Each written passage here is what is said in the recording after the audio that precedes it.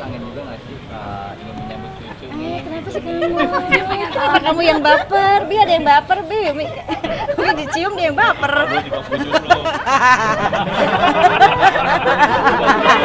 Oh kamu belum nikah? Belum punya jodoh juga? Jangan merah gitu dong mukanya, biasa aja.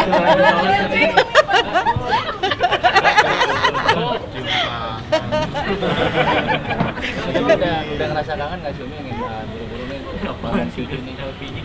Itu mah biarkan mengalir aja karena saya nggak mau kan semua sudah diatur sama Allah ya, biarkan mereka mungkin sedang menikmati berdua-duaan gitu.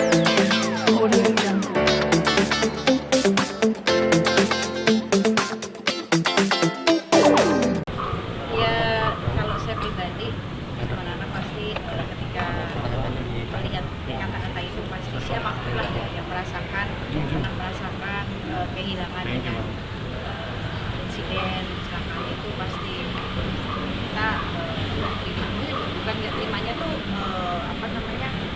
karena kita mengalami luka sedih gitu, dan akhirnya ini kan banyak sekali juga bukan dari kalangan selebriti saja, dari masyarakat desa pun juga ada yang banyak kecelakaan.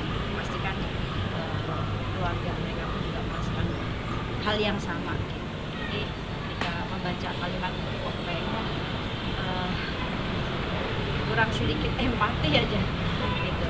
Dia yang nulis ini ya pasti kita akan menyampaikan perwakilan dari semua orang yang pernah merasakan hal ini.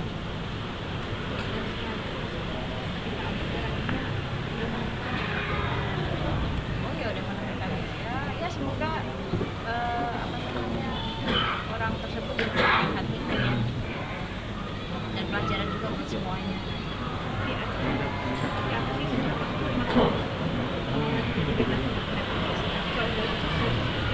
Ya bijak aja gitu, karena kan tidak semua orang punya mental yang sama. Semua orang ya kita semua bebas berpendapat, tapi kira-kira ketika mau berpendapat seperti itu melihat keadaan orang lain. Untuk Umi sendiri memberi efek kiranya gimana sih? Enggak, itu serah mereka. Nggak tahu gimana. Ini aja udah. Kan dari tadi udah lama. Berarti Umi menyerahkan semuanya ke Abi gitu. Ya iyalah, Allah aja maaf masih kita enggak. Cuma ya pelajaran aja ke semuanya. Ya, mati lagi. Tapi Umi nggak khawatir nih ketika ya memang kan kita sebagai manusia memaafkan, karena kan sudah banyak juga pasti keluarga kasus nggak sembarangan di medsos gimana? Ya semua kembali. Kalau misalkan memang ini sudah terlalu dan orang sudah ada jerak dengan hal itu ya mungkin biarkan pihaknya dulu lagi. Kita tidak lanjut ya. Kalau kita kan manusia biasa yang masih punya rasa kasihan kadang-kadang. Ini kan katanya kata Bang Abi kalau orang yang nggak mau datang dia dioposin gitu. Oh siapa? Bang Abi jar Aku tambahin deh ongkosnya.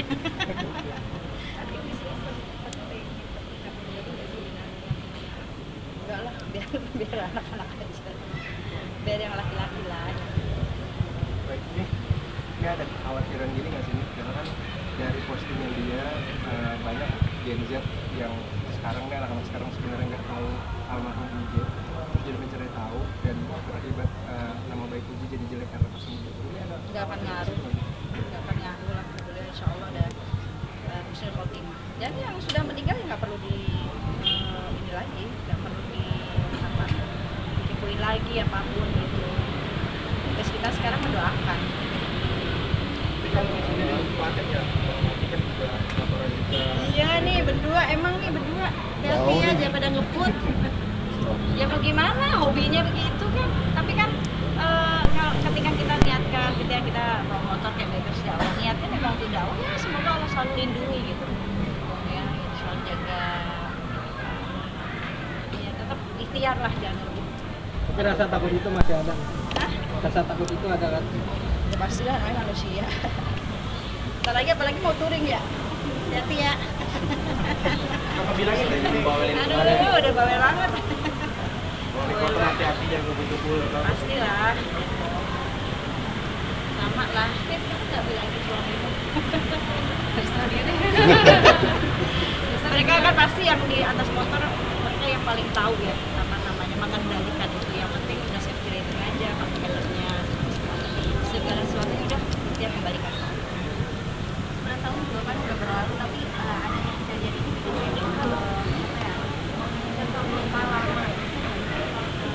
ya insya Allah kita mah di posisi yang selalu mendoakan ya, selalu Allah kan memberikan kekuatan. Semua kita kembali lagi yang meninggal butuh doa, bukan main-main.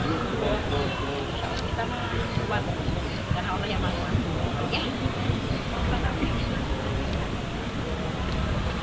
Yang pertama saya melihat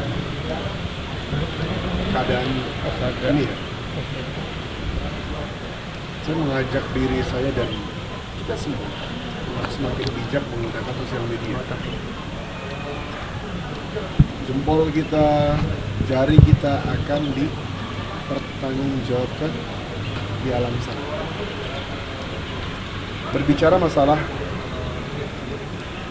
kalimat yang bacanya juga agak nyesek. Ini kalian baca juga. Teruntuk kalian-kalian yang mengutarakan yang kurang baik dengan cara yang kurang baik. Orang yang wafat dalam berkendara sudah takdir. Mau gimana pun keadaannya, mau sesafety apapun, bahkan dia yang di kursi saja meninggal aja. Dan ketika kita lihat masalah husnul khatimah atau tidak, dilihat amal sebelumnya apa? Apakah dia mencari nafkah untuk keluarganya? Apakah dia habis dari tempat yang baik? Apakah dia baru mengucapkan kalimat yang baik? Wallahu a'lam. Kalau misal dia ngelakuin hal yang baik sebelumnya, maka insya Allah husnul khatimah. Kalau orang tersebut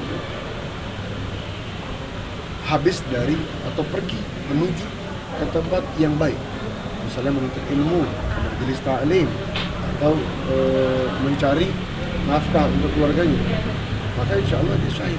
Maka tolong buat teman-teman, bro, semuanya, lu tolong berhenti hate speech di sosial media. Kenapa? Kita akan sama kayak mereka. Kita cuma calon bangkai. Jangan kita pikir kita nggak bakal mati. Dan berhenti mengorek orang yang sudah wafat. Tugas kita mendoakan. Tugas kita adalah mendoakan agar kita dan mereka husnul khatimah. Bukan hanya sekedar sebatas konten naikin viral ini, wala, nggak gitu men. Dan ingat, kalau datang di tabayun, alhamdulillah ahlan sahlan, kita terima. Dan setiap perbuatan kita di muka bumi ini ada balasannya. Allah nggak tidur, maka kita lihat caranya Allah Subhanahu wa Ta'ala untuk mengingatkan kita, bukan mengadab kita, mengingatkan kita. Karena Allah Maha Pengasih, Maha Penyayang, Maha Baik, Maha Pengasih. La ilaha illallah. Jadi mudah-mudahan hal ini menjadi pembelajaran buat kita semua. Ayo, jempolnya tolong dijaga, jempol dijaga, lisan dijaga. Karena agama manapun mengajarkan kebaikan, bukan keburukan. Betul apa? Coba Daimit, agama apa yang ngajar keburukan? Nggak ada. Berarti yang salah siapa? Oknum. Maka itu yang harus diperbaiki dalaman. Allah alam.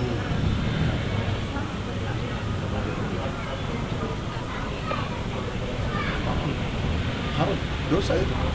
Orang yang sudah wafat dijulitkan, itu syahadat. Apa itu? Apa? Apakah dia lebih baik daripada orang yang sudah wafat? Apakah dia pasti matinya dalam keadaan baik? Nggak boleh. Maka sangat dilarang menjulitkan, bahasa sekarang ya, menjulitkan orang yang sudah wafat. sangat dilarang. Ingat ketika kita diajarkan oleh baginda Muhammad SAW ketika lewat kuburan, maka ucapkan assalamualaikum ahlul kubur, yang artinya cepat atau lambat kami akan menyusul. Doakan mereka, Allahumma lahum warhamhum wa'afi'u anhum. Doakan mereka, bukan julitin mereka. Kak itu si fulan meninggal begini.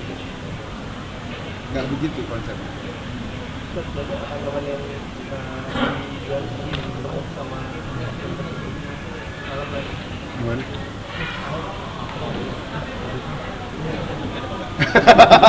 Sama pertanyaan yang mortal.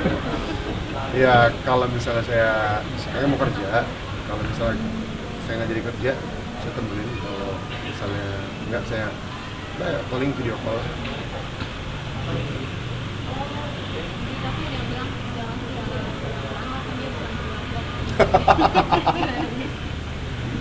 Jangan sih keluarga Ya itu biar dia aja, nggak perlu ditanggapin lah kayak gitu-gituan.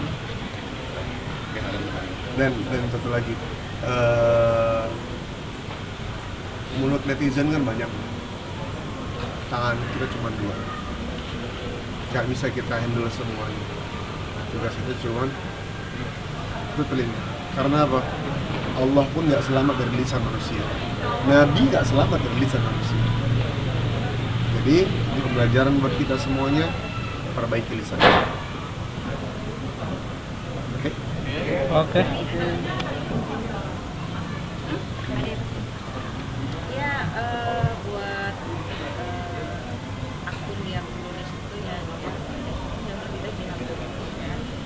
Mungkin nanti dia berani datang maaf dengan caranya tidak mengulangi lagi gitu, dan semuanya juga maksudnya lebih bijak tadi dan sosial media, empati kepada orang yang sedang membuka apapun lah. Semua orang juga pasti punya masalah manusia.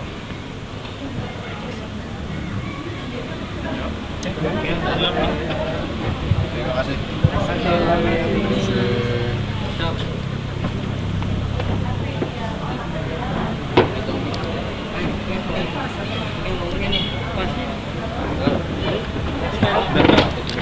Apa lagi?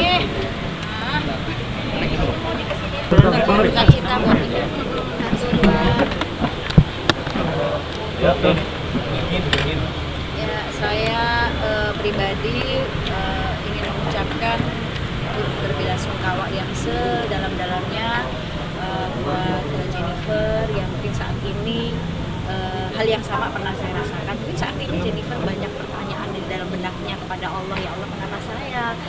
Kenapa dia? Anak saya masih kecil. Itu pun pernah saya bertanya kepada Allah. Tapi yakinlah bahwa Allah ini maha tahu keadaan kita. Allah yang memiliki, yang punya hak memiliki atas diri seorang manusia. Jadi yakinlah ini, ujian ini adalah tanda Allah tuh mengasihi, menyayangi kita semuanya, dan insya Allah Allah angkat derajatmu, dan Allah jaga sebaik-baiknya dalam penjagaan Allah, dan tetap kuat, tetap sabar, dan insya Allah hal yang indah akan selalu Allah berikan gitu. Dan tidak sendiri, la tahzan, jangan sedih, innallaha ma'ana, Allah bersama kita. Iya, itu saya awalnya nggak tahu ya, awalnya saya memang nggak tahu siapa gitu, tapi pas lagi kumpul sama anak-anak, terus ada berita itu, baik Adiba sama Abi, dan ternyata itu temannya Abi kan, Jennifer itu gitu. Terus akhirnya muncul FYP terus di akun media, jadi saya akhirnya ngikuti dan ngerasain apa ya, rasain banget gitu, sosok yang almarhum, sosok yang luar biasa, yang kita semua harus baik sangka dengan kepergiannya gitu, jangan berasumsi yang buruk gitu, dan semua orang gak ada yang mau dengan musibah, insiden kecelakaan, karena mau semua pasti sudah hati-hati, tapi kan ini kita tidak bisa memprediksi ke depan takdir kita seperti apa, jodoh, rezeki, maut semua Allah yang atur, kita tinggal baik sangka dan menerima dengan ridho, ikhlas, insya Allah ini justru yang meringankan almarhum, juga meringankan hati kita yang tinggal.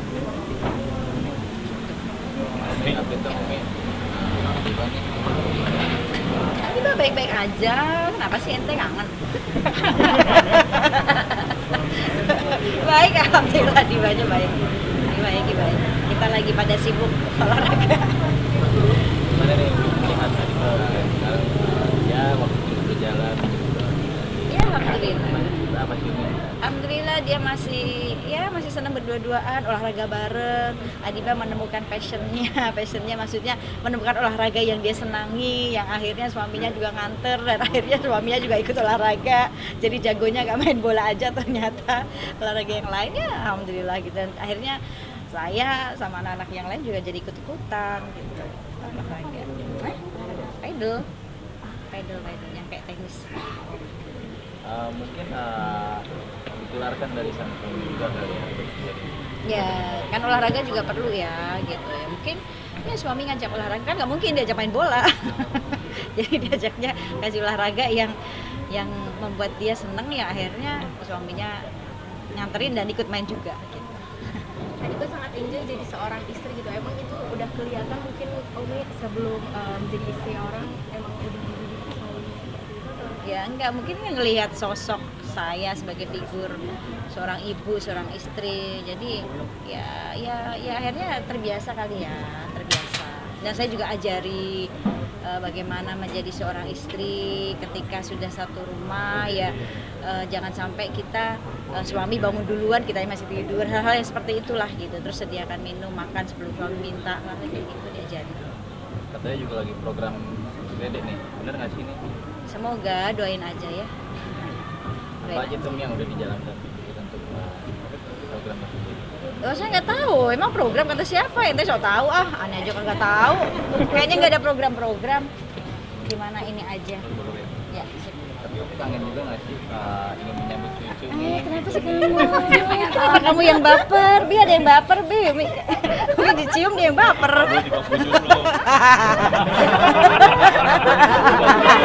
Oh, kamu belum nikah?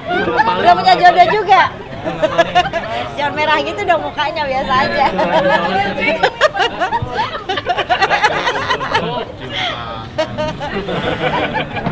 Udah ngerasa kangen nggak sih Umi ingin buru-buru nih bangun cucu nih?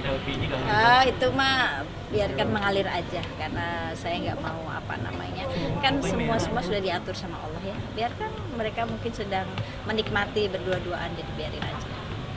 Ini untuk mengobati. Mas yang lain dong, yang lain nggak nanya kamu mulu. Coba yang lain nanya kreatif gak itu napa sih? Lagi sariawan. Terus Mas. Beda tanggapan soal ada pria yang bercadar datang ke kajian.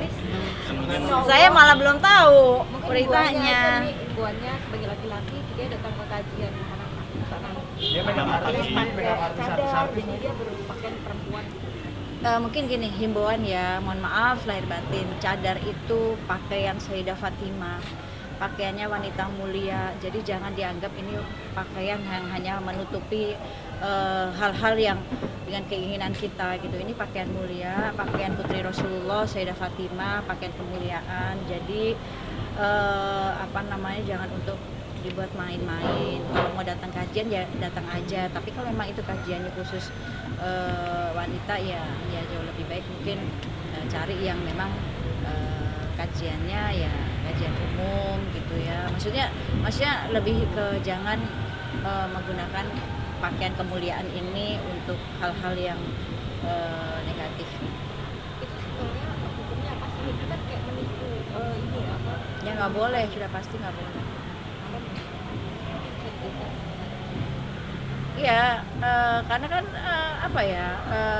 ini bukan hanya sebatas pakaian yang hanya untuk menutupi saja, tapi ketika walaupun saya juga banyak dosa, bukan belum solehah, tapi ketika saya menggunakan pakaian ini saya tahu gitu bahwa ini pakaian yang dipakai wanita-wanita mulia, walaupun saya masih jauh itu, tetapi saya menghargai hal ini gitu, untuk tidak mempermainkan pakaian ini, apalagi yang menggunakan mungkin ditakutinnya gitu, nanti akan banyak maaf gitu laki-laki yang akhirnya melecehkan dengan cara datang ke kajian yang itu khusus perempuan kajiannya, tapi dia karena kepengen mungkin dengan maksud lain akhirnya dia menggunakan cadar, kan kita nggak tahu ya. Makanya kalau di kajian saya tuh kadang saya pakai cadar ya, kadang di kajian saya ya saya tutup hanya khusus untuk perempuan, jadi yang pakai cadar pun harus dibuka karena supaya kita tahu gitu, untuk mengurangi menghindari hal-hal yang tidak diinginkan itu gitu. Takutnya begitu duduk ternyata dia laki-laki, kan kita nggak tahu ya gitu. Maksudnya kan justru lebih kasihan ketika orang-orang yang pakai cadar sudah buka cadarnya, terus ada seseorang yang mau buka cadar ternyata itu laki-laki, kan kasihan kitanya, orang kita akhirnya dilihat gitu. Ini jangan dinormalisasi gitu ya. Ya mohon banget jangan gitu. Kalau mau pakai masker aja gitu kan gitu. Cuma kan ya harus lebih paham lah kita gitu. Kita harus memasuki kajian, kalau memang itu kajiannya khusus perempuan ya laki-laki jangan masuk. Ini tapi si oknum ini dia bersama circle artis ini dan teman-teman yang artis ini seakan membiarkan dia ada Ya perempuan ini. Allah yahdik ya, semoga Allah yang memberikan hidayah. Saya nggak mau komentar apapun, Allah yang bisa memberikan hidayah gitu ya, semoga gitu. Tapi mohon banget pakaian ini jangan disalahgunakan. Oke. Sip. Mungkin mau ngeliat Yang mana sih orang itu? Itu yang cadaran nih. Saya beberapa kali ketemu sama dia. Sedih sih. terima kasih. Emang dia cowok ya? Iya, cowok bendahara. Stilis. Dia cowok. Makeup artis. Aja kan Kalau negeri kan pendidikan agamanya kurang gitu. Mungkin kurang. orang tua lebih milih situ. Boleh Mik gitu Mik? Kamu dari apa sih? Dari Dari tadi. Dari tadi. Ditajungin.